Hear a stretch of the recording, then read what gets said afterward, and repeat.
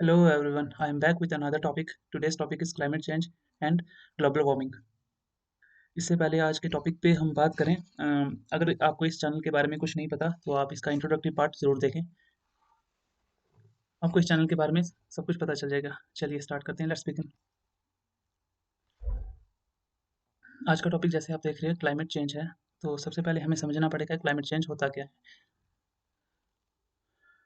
तो जैसे आप लोग देख रहे हैं यहाँ पे एक डेफिनेशन लिखी हुई है क्लाइमेट चेंज के बारे में। तो क्लाइमेट चेंज होता क्या है एक्चुअली, ये एक वेदर पैटर्न ही है जो क्या करता है, चेंज करता है फॉर ए लॉन्गर टाइम। ठीक है, यहाँ पे हमारे पास एक यूएन की डेफिनेशन आ जाती है। यूएन कौन सी है? यूएन एक इंटर गवर्नमेंटल ऑर्गेनाइजेशन है जो वर्ल्ड वाइड काम करती है। तो उन्होंने एक डेफिनेशन दी है, climate change is referred as long term shift होगा किसमें, एक टेम्परेचर में और वेदर कंडीशंस में। और ये इनका पैटर्न जो है वो लगातार चेंज होता रहता है, लेकिन लॉन्ग टर्म के लिए। ठीक है, चलिए नेक्स्ट आगे बढ़ते हैं। और ये जो शिफ्ट है ये या तो नेचुरल हो सकता है, जैसे कि वेरिएशन हो सकता है इन सोलर साइकिल, और एक जैसे हमने देखा natural as well as anthropogenic होता है। हम आगे इसकी टाइप्स देखेंगे। चलिए आगे बढ़ते हैं। अब इसमें जो क्लाइमेट चेंज और हमारे पास क्लाइमेट चेंज और ग्लोबल वार्मिंग है, ये दोनों कभी-कभी हम इंटरचेंजेबल फिनोमेना भी हैं, मतलब दोनों एक दूसरे के साथ रिलेटेड हैं। क्लाइमेट चेंज और ग्लोबल वार्मिंग दोनों रिलेटेड हैं आपस में। ओके, चलिए आगे बढ़ते हैं। Then climate change leads to rise in temperature. तो इसमें सबसे पहला इफेक्ट आता है क्लाइमेट चेंज की वजह से, जो है हमारा राइज इन टेम्परेचर। देन अगर टेम्परेचर राइज होगा देन उसी के बाद ही हमारी ग्लोबल वार्मिंग आगे हो सकती है। चलिए आगे बढ़ते हैं। तो यहाँ पे मैंने कुछ और इन्फॉर्मेशन डाली है, कुछ इंपॉर्टेंट पॉइंट हैं, एक एक करके देखते हैं। Temperature increase in across the globe and is higher at a higher northern altitude. तो अब ये नॉर्दर्न एल्टीट्यूड क्या है? अगर आप लोग एक ग्लोब देखते हैं ऐसे कुछ, तो आपको यहाँ पे सेंटर में इक्वेटर दिखेगा। तो इक्वेटर के ऊपर इस तरफ और इस तरफ, यहाँ पे नॉर्थ एंड साउथ की तरफ अगर जो आप अगर डायरेक्शन देखें तो लाइंस होती हैं जो पैरेलल टू इक्वेटर इक्वेटर होती हैं, उनको हम लैटिट्यूड्स कहते हैं। तो हायर लैटिट्यूड्स का मतलब यहाँ पे 0 डिग्री है, ये 0 डिग्री से ऊपर यहाँ 90 डिग्री की तरफ बढ़ते जाएंगे, नॉर्थ और साउथ की तरफ, तो उसे हम लैटिट्यूड्स बोलते हैं। ठीक है, okay. Then average Arctic temperature, मतलब ये नॉर्थ पोल की बात कर रहा है। देन इंक्रीज इन ऑलमोस्ट, तो पिछले अगर हम टाइम में देखें तो ग्लोबल का एवरेज टेम्परेचर जो है ऑलमोस्ट 10 सालों में जो है वो 100 सालों में जो है वो बढ़ गया है, डबल हो गया है। देन नेचुरल इवेंट्स जो हैं, अब ह्यूमन एक्टिविटीज़, और अब कुछ तो इसमें क्लाइमेट चेंज और ग्लोबल वार्मिंग दोनों के लिए कुछ नेचुरल इवेंट्स और कुछ ह्यूमन एक्टिविटीज़ जो हैं वो हमें इसमें कंट्रीब्यूट करती हैं। तो इससे क्या होगा, एवरेज जो हमारा ग्लोबल टेम्परेचर है वो लगातार राइज होता जाएगा।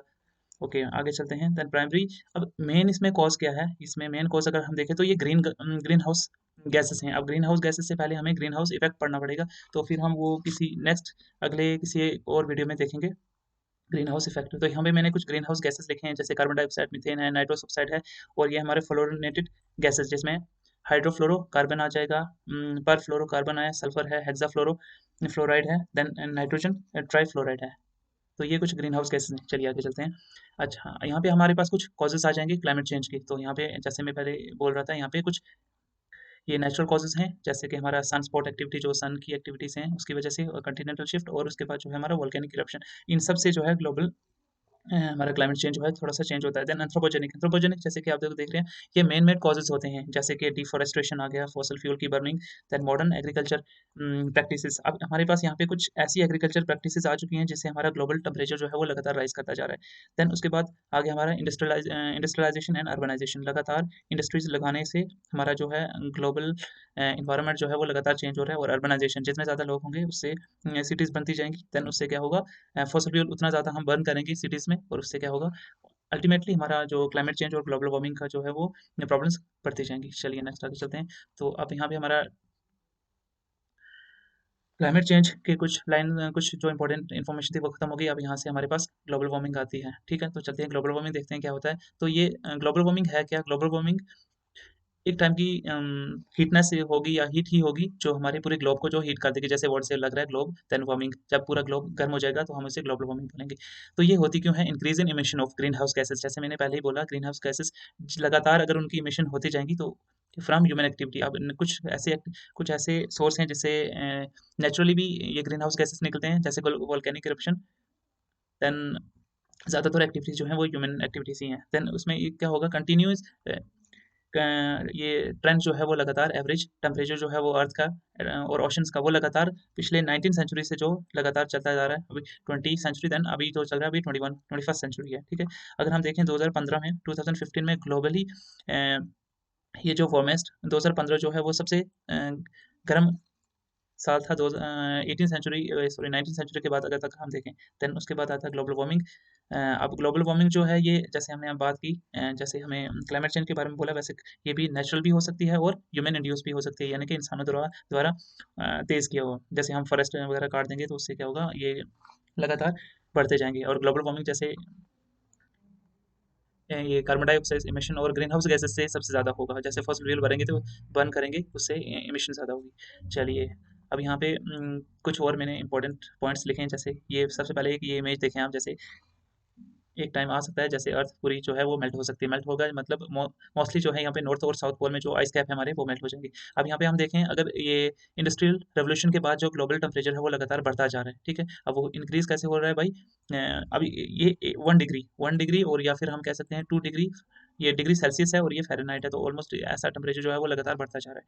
लास्ट 40 ईयर्स में अगर हम देखें तो ग्लोबल टेम्परेचर जो एनुअल टेम्परेचर जो है वो लगातार 0.18 डिग्री पर एनुअली जो है हर साल हिसाब से बढ़ रहा है, ठीक है। और ये पर डेकेज के हिसाब से है फ़ारेनहाइट में। चलिए आगे चलते हैं।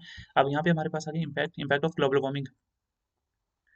तो इम्पैक्ट क्या है, सबसे पहले हमारे जो है ये मेल्ट हो जाएगी आइस। तो आइस कौन सी है, जैसे हिमालयाज़ में आइस है और उसके बाद नॉर्थ पोल और साउथ पोल में आइस कैप्स हैं, वो सारे मेल्ट हो सकते हैं। उससे होगा क्या, उससे होगा राइज इन सी लेवल। अब जो कोस्टल एरियाज हैं हमारे, जो भी लैंड मासेस हैं, चाहे एशिया में हो चाहे अमेरिका हो, तो जो भी कंटिनेंट है उनके जो कोस्टल एरिया है वो लगातार जो है उनसे सी लेवल जो है वो राइज कर सकता है। देन उसके बाद चेंज इन ओशनिक करंट। तो अब जैसे हमें पता है कि अगर सरफेस टेम्परेचर जो है वो अर्थ का अगर चेंज होता है तो उससे क्या है, वाटर करंट जो ओशन में करंट है वो भी जो है वो चेंज होगा। देन लॉस ऑफ बायोडाइवर्सिटी, लगातार इससे क्या होगा, हमारे फॉरेस्ट और फॉरेस्ट में अलग अलग टाइप की स्पीशीज, चाहे वो फ्लोरा और फौना हो, दोनों लॉस्ट हो सकती हैं। चलिए, तो अब यहाँ पे कुछ और इम्पैक्ट के लिए है, ये मैंने एक अच्छा इन्फोग्राम डाला है, तो यहाँ पे आप लोग इसको पॉज करके देख सकते हैं। तो हमारे पास सोल्यूशन, अब हमारे पास जैसे हमारे इस चैनल का मोटिव ही है कि आपको सॉल्यूशंस प्रोवाइड करने हैं ऐसे सिचुएशन और ऐसी चैलेंजेस के लिए। तो हमारे पास क्लाइमेट चेंज और ग्लोबल वार्मिंग के लिए क्या चेंजेस हैं, तो अब यहाँ पे हम देख सकते हैं कुछ पॉइंट्स हैं हमारे पास। जैसे keep fossil fuel burning in ground, तो हमें क्या करना है, जितने भी फॉसिल फ्यूल्स हैं हम ज़्यादा से ज़्यादा एक्सट्रैक्ट ना करें और जैसे एज इट इज़ उनको रखें, और एक अल्टरनेट सोर्स ऑफ फ्यूल ढूंढें। जैसे हमारे पास सोलर रेडिएशन है, सोलर लाइट हम यूज़ कर सकते हैं। देन उसके बाद विंड एनर्जी है, हाइड्रो पावर है, तो वो सब यूज़ करते हैं। तो इन्वेस्ट करना है हमें ज़्यादा से ज़्यादा रिन्यूएबल एनर्जी पे। तो रिन्यूएबल एनर्जी कौन कौन सी आ गई, जैसे हाइड्रो पावर है, बायोफ्यूल्स वगैरह आ गई। तो हमारे पास ऐसे रिन्यूएबल एनर्जी बहुत सारी हैं। अगर किसी को नहीं पता रिन्यूएबल एनर्जी कौन कौन से सोर्स हैं, तो आप कमेंट में ज़रूर लिखें, हम नेक्स्ट टाइम उस पे वीडियो बनाएंगे। देन स्विच करना है हमने सस्टेनेबल ट्रांसपोर्टेशन, तो ऐसी ट्रांसपोर्टेशन देखनी है जैसे जिसमें हम फॉसिल फ्यूल को कम से कम बर्न करें। जैसे ई व्हीकल्स आ गए, तो वो इलेक्ट्रिक व्हीकल्स होंगे, जैसे टेस्ला ने गाड़ी बनाई है और इंडिया में भी कुछ और गाड़ियाँ बनना शुरू हो रही हैं अब।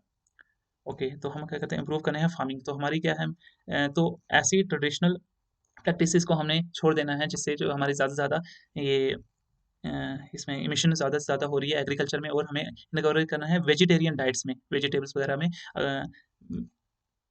तो जितना भी हम अगर ये नॉन वेज खाना खाते हैं तो उससे क्या होता है, ज़्यादा से ज़्यादा जो हमारा एमिशन लगता है उसमें। देन रिसोर्ट करना है हमें नेचुरल, और एब्जॉर्ब करना है कार्बन एमिशन। जितना भी हमारा कार्बन एमिशन है उसको ज़्यादा से ज़्यादा हमें एब्जॉर्ब करना है। इसमें अलग अलग टाइप के सिंक होते हैं, ठीक है, कार्बन सिंक्स होते हैं, तो उसमें हम उनको जितना भी कार्बन एमिशन है उसको रिड्यूस कर सकते हैं। प्रोटेक्ट करना फॉरेस्ट फॉरेस्ट को, हमारे जितने भी अलग अलग टाइप पूरे अर्थ पे, अर्थ सरफेस पे जितने भी फॉरेस्ट हैं, जैसे अमेज़न रेन फॉरेस्ट आ गया, कोंगो का फॉरेस्ट है, इंडिया में वेस्टर्न घाट और ईस्टर्न घाट में जो फॉरेस्ट है, और इंडोनेशिया के जो जंगल हैं उनको हम बचा सकते हैं। देन प्रोटेक्ट करना ओशंस को, तो ओशंस में हम ज़्यादा से ज़्यादा जो है पोल्यूशन कम करें और एमिशन कम करें, उससे क्या होगा,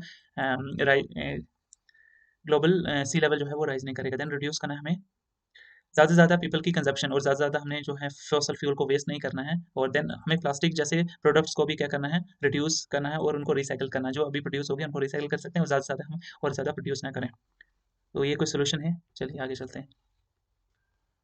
तो ये हमारा लास्ट, तो यहाँ से हमारा वीडियो कंक्लूड होता है। तो अगर आप इस टॉपिक, अगर आपको ये अच्छा लगा तो आप इसमें हमें सपोर्ट कर सकते हैं लाइक करके और सब्सक्राइब करके, ठीक है। थैंक यू, अगली बार मिलते हैं नेक्स्ट वीडियो में। Thank you.